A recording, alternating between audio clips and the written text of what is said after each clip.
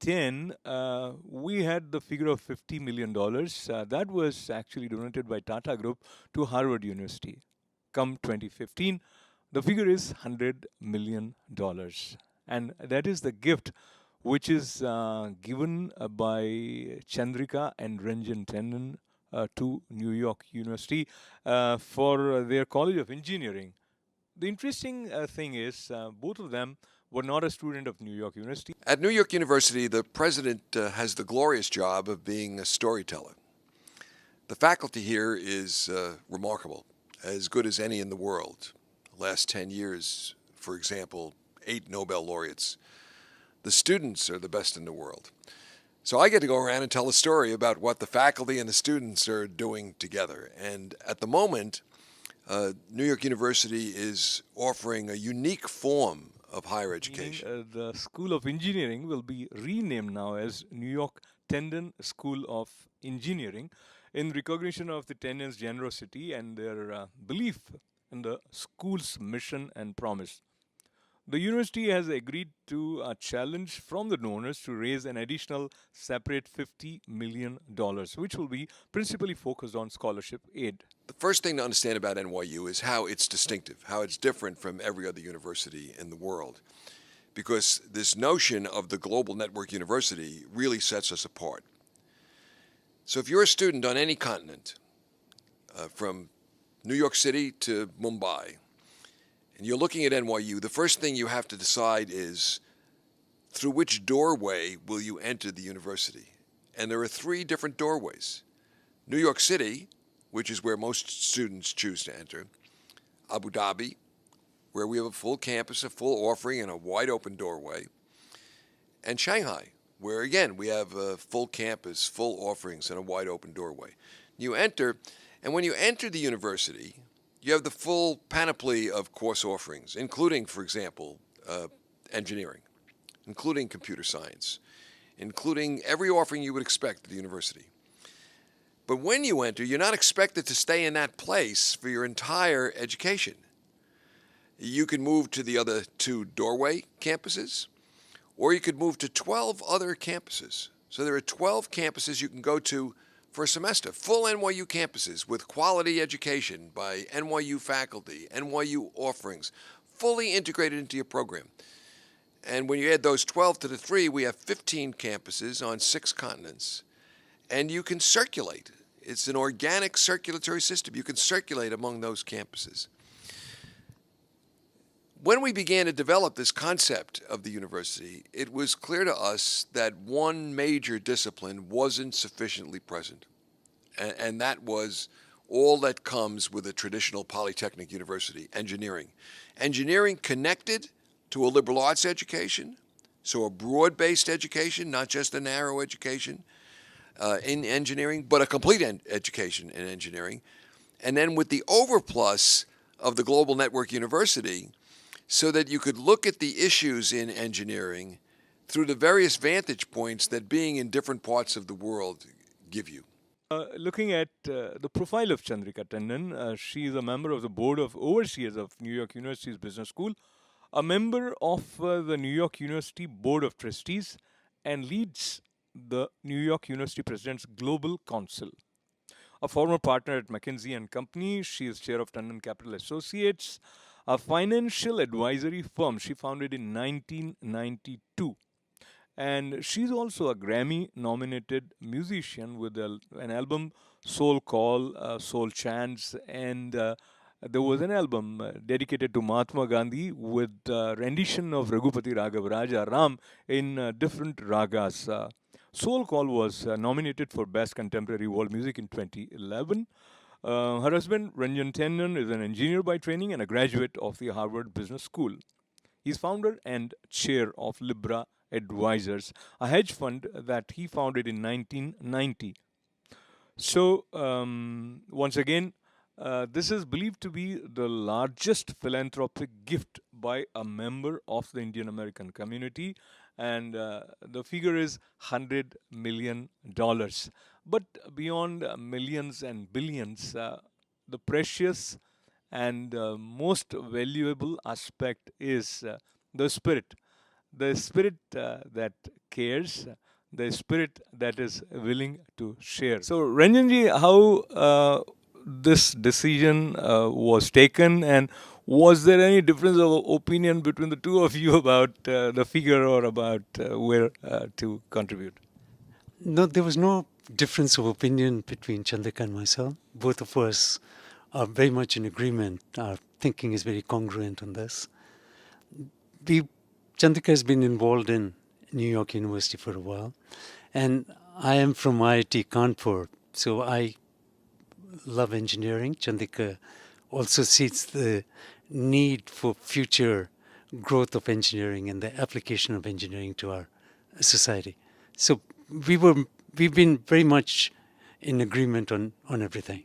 I think it, of course, speaks about them, but I also look at it as a statement about the way New York University is functioning under your leadership, that they were inspired and they have this kind of faith and trust with the way New York University is going to serve students.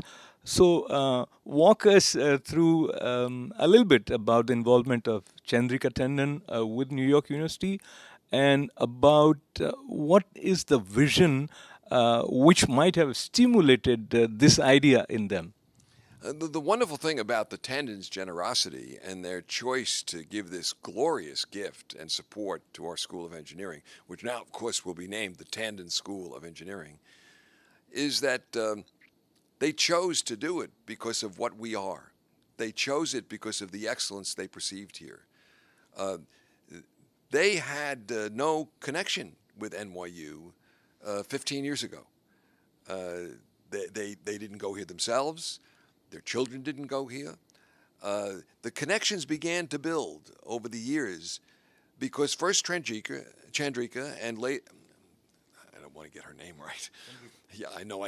Believe me, I know. The connections began to build over the years because first Chandrika and later Rajan began to see here something that they perceived as special. And it was this wonderful spirit of work across boundaries and the vitality of the faculty and the students. So it was first that Chandrika became involved as a businesswoman in residence at our business school. A friendship developed quite accidentally between her family and my family because our daughters, their daughter and my daughter, were classmates and friends in school. And then gradually it built up. Chandrika became a trustee. Rajan began to come to events. He began to say something special is happening at NYU. And before you know it, they began to realize what was happening, especially in the field of engineering. And that was what led to this gift. And as I was pondering about this decision, with your personality as is known to the community, the STEM would have a different meaning, which would take us to spirituality, traditions, enlightenment, and of course, music. And then again, B would stand for business or bliss, if I may say that way. So, not thinking about supporting art or business, but moving towards engineering, I think it tells us about your ability to see how each and every discipline is overlapping, interacting, and meeting. And you have said that you saw excitement of students and faculty partnership in creating something which has the potential of solving real world problems. So let's talk about what kind of real world problems you are referring to here. There are, I'm not referring to a specific individual idea, but I think the areas, for example, that our School of Engineering is really, extraordinary in, is areas in the areas of cybersecurity, wireless technology, gaming technology, animation technology. This is just an example, materials, and it's not just what's happening within the engineering school. You've got to step back and look at what we have at NYU. We've got 16 or 18 schools, and expertise of amazing kinds in each of these schools.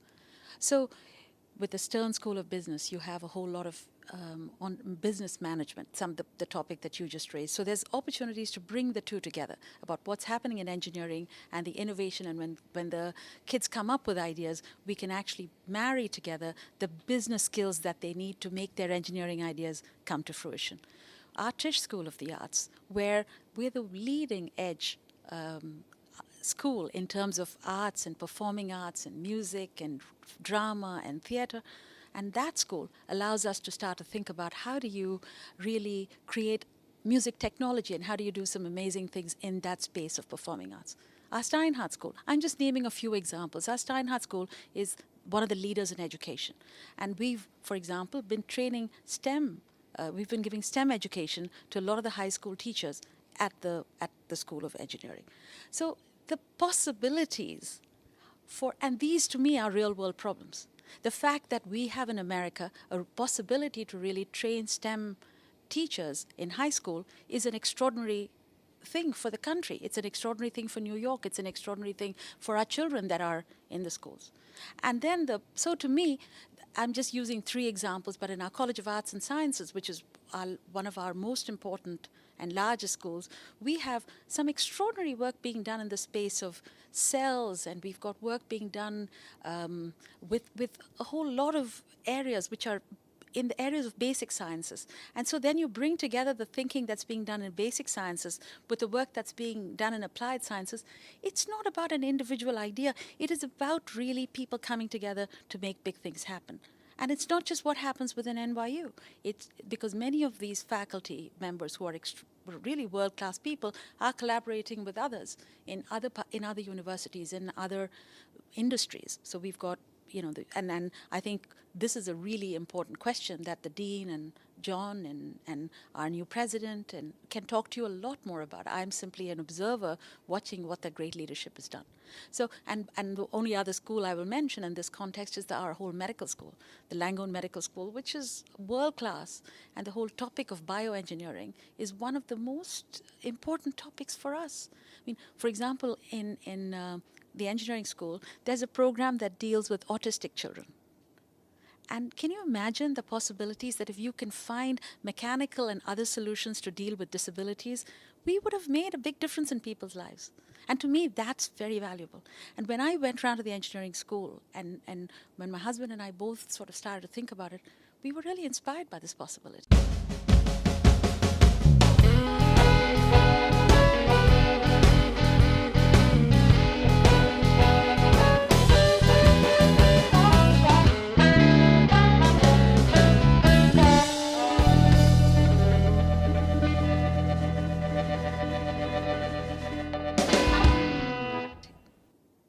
Talking about the possibilities and ability to see the possibility, and as I was listening to you, I felt there is a nurturing mother in you. And again, I was talking earlier to the president of New York, and he said that you have passion for excellence. No, that is something which is valuable, because many of us, as we hear from people, confine ourselves to mediocrity for various reasons. Now, talking about your involvement with New York University, and now you, as you mentioned earlier, you're a member of Board of Overseers of New York University's Business School.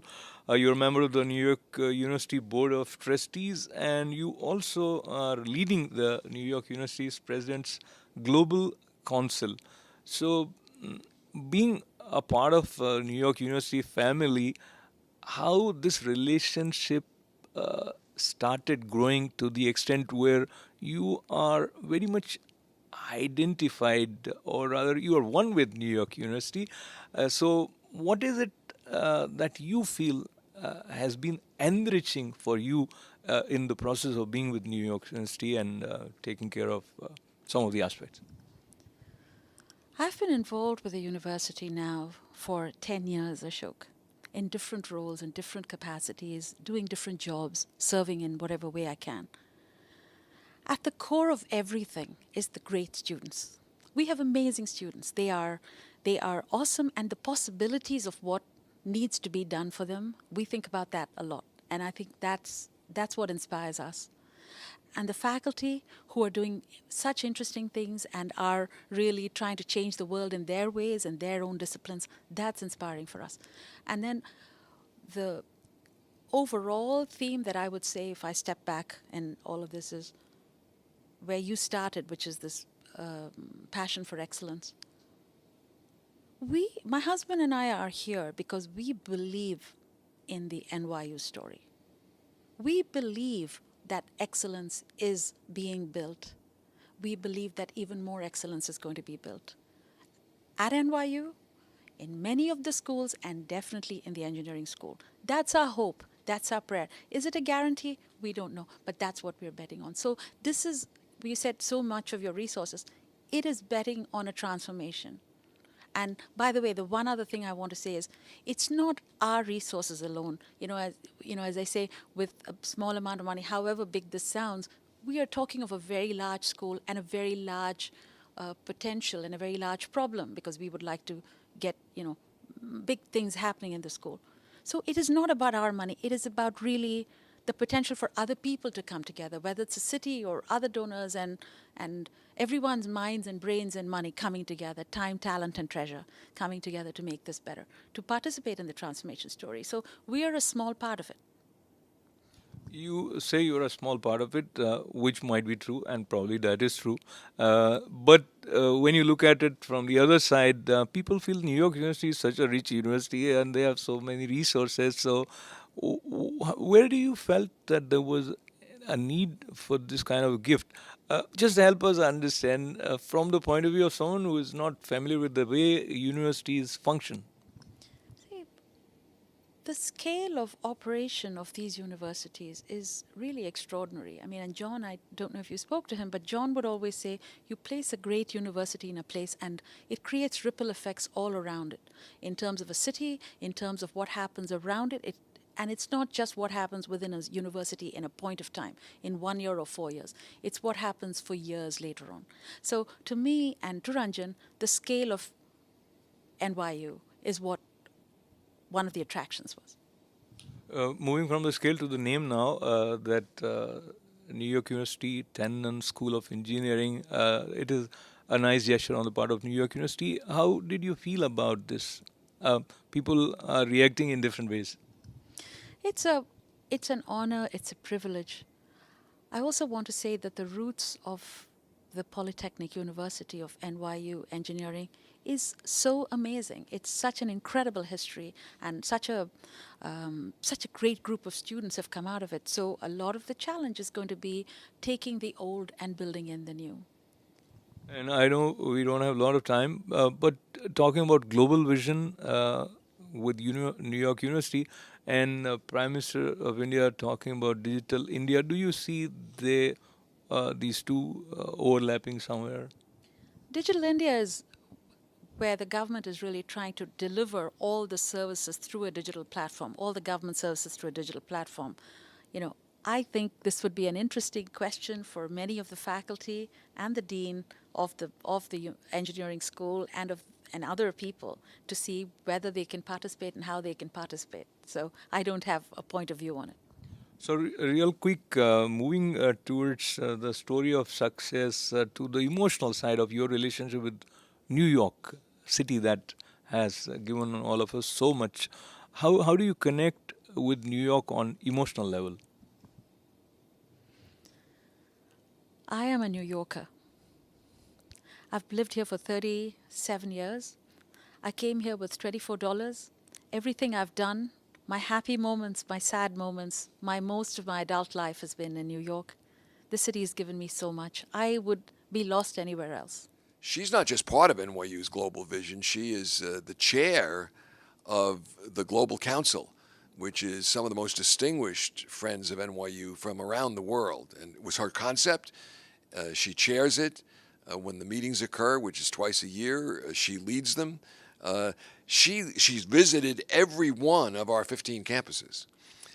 So she lives and breathes the Global Network University.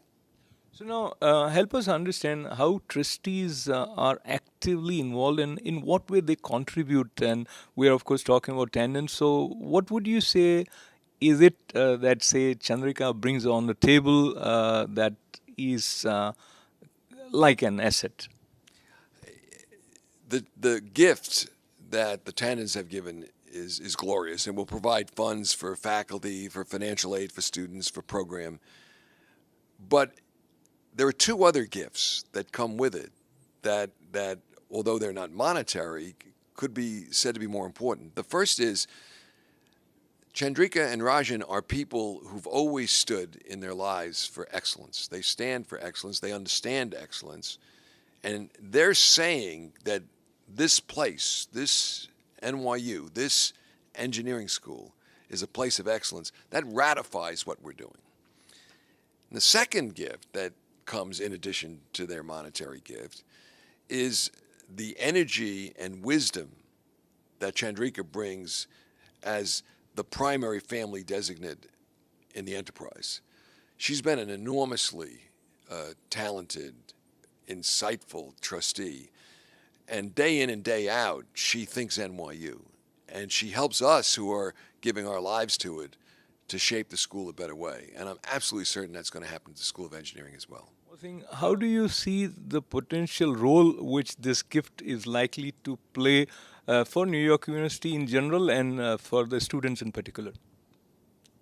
I think that is primarily the responsibility of the university to decide how to allocate the funds.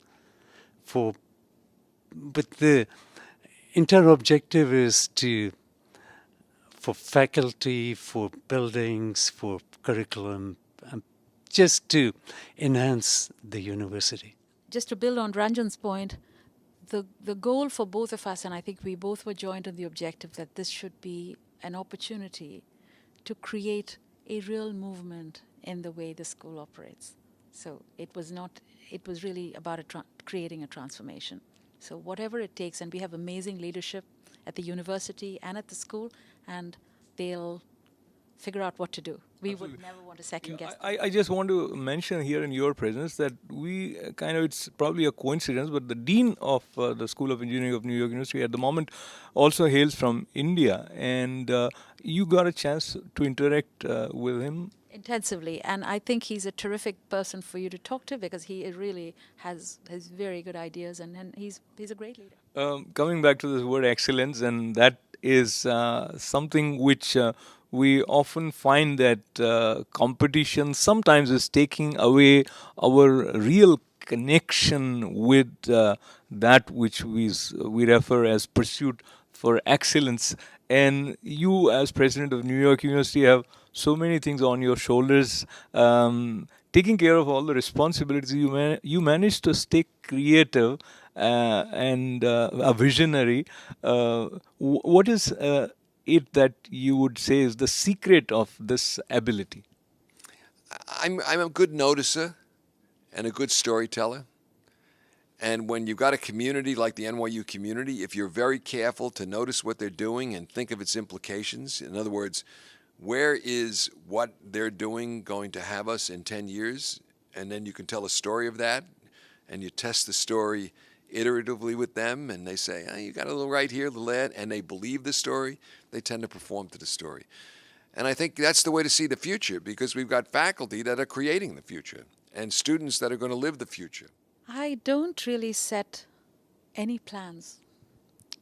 I just have my own vision for myself, which is be the best you can every day and do the best you can every day and come from a place of love, light, and laughter. And I try to practice that most of the time. Sometimes I fail, but if I can get through a day practicing that for most of the day, that's my vision for myself. I can't think beyond that. In one of your interviews, the quote was, in your views, success is your ability to do what you want to do. Would you call yourself successful now? I would call myself freer than I used to be. So that sentence requires a lot of thinking, and I leave that part for you as well as for me. So being freer is important, and moving towards freedom, and of course towards a better world with individuals like Chandrika Tandon. And if I may repeat in your presence again, we are delighted that there is someone or a couple amongst us practicing detachment and commitment, as well as working with their passion for excellence, and it is being celebrated all over the world. Something that Chandrika ji referred as a small contribution, $100 million for New York University. May you continue to pursue your passion for excellence in various ways, in various fields, Chandrika ji. Thank you very much, and lots of good wishes.